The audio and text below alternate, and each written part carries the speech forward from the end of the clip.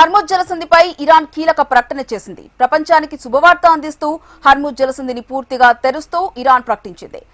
Israel, లెబనాన్ల cease fire ఒప్పందంతో Hormuz జలసంధిని తెరుస్తున్నట్టు ఇరాన్ క్లారిటీ ఇచ్చింది. ఆ దేశాల మధ్య సీజ్ ఫైర్ కొనసాగేంత వరకు హర్ముజ్ తెరిచే ఉంటుందని పేర్కొంది.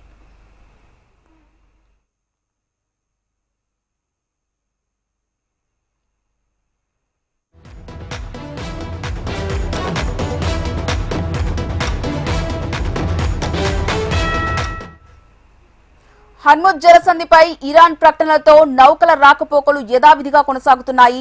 అదే సమయంలో హర్ముజ్ ను తెరిచామన్న ఇరాన్ ప్రకటన అనంతరం చమురు ధరలు భారీగా పడిపోయాయి. ఇక హర్ముజ్ ను తెరిచేందుకు ఇరాన్ కు ట్రంప్ కృతజ్ఞతలు తెలియజేశారు. ట్రంప్ మధ్యవర్తిత్వంతో ఇరు దేశాలు తాత్కాలికంగా యుద్ధానికి విరామం ఇవ్వాలని నిర్ణయించాయి.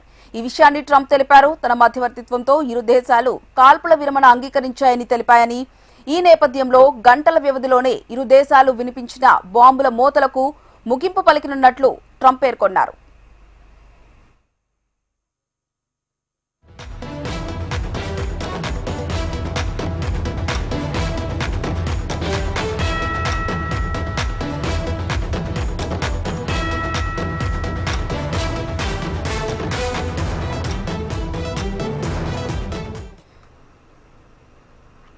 ప్రధానంగా లెబనాన్ అధ్యక్షుడితో అమెరికా విదేశాంగ కార్యదర్శి మార్క్ రూబియో ఫోన్ చేసి చర్చలు జరిపారు. అయితే ఇది సత్ఫలితాన్ని ఇచ్చింది.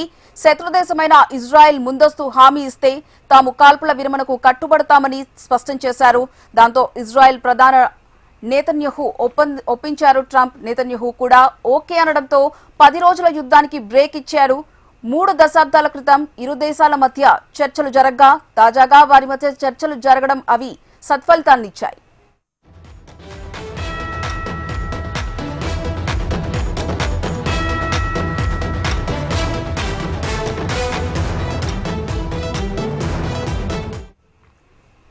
ఇదే అంశానికి సంబంధించి మరింత సమాచారం మా Telangana input editor Ramana phone line ద్వారా అందిస్తారు. రమణ,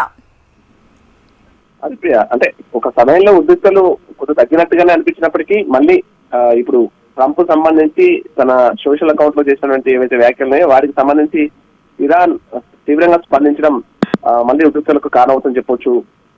ఒకవేళ డీల్ కుదరకుంటే మళ్ళీ బాంబుల దాడులు తప్పవంటూ కూడా ఎవరైతే ట్రంప్ హెచ్చరికలు జారీ చేశారో, తర్వాత ట్రంప్ సంబంధించిన వాదనలు ఏవైతే ఉన్నాయో ఆ యురేనియం సంబంధించి సుదేశ యురేనియాన్ని తమకు అప్పగిస్తామని ఇరాన్ ఒప్పుకుంది. ఇలాంటివన్నీ కూడా ఇరాన్ కొట్టిపారేసింది. అవి మా నేలతో సమానం, అలాంటి శుద్ధి యురేనియాన్ని మేమెందుకు అప్పగిస్తామంటూ కూడా ఆయన చాలా ఘాటుగానే వారు ఇరాన్ సంబంధించి చాలా ఘాటుగానే స్పందించారు.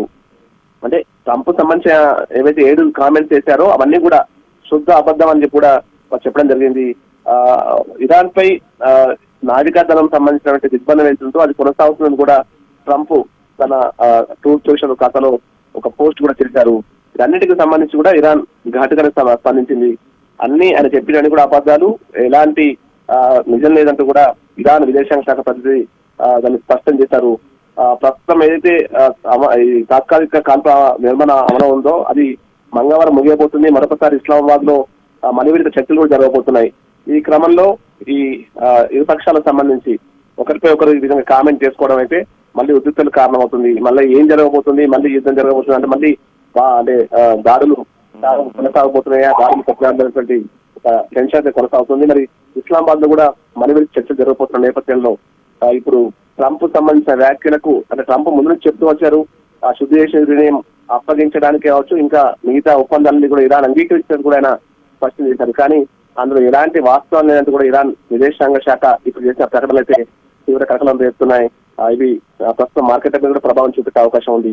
మళ్ళీ పరిస్థితి మొదటికి వచ్చిందా అనేటువంటి అనుమానాలు అయితే ఇప్పుడు వ్యక్తం అవుతున్నాయి. ఈ పరిస్థితుల్లో మనకి ఇప్పుడు బుధవారం రోజు ఇస్లామాబాద్ లో జరిగేటువంటి సమావేశం అయితే ఉందో ఆ చర్చలు మణివిడిత చర్చలు అయితే ఖచ్చితంగా ఇంపార్టెంట్ గా మారబోతున్నాయి.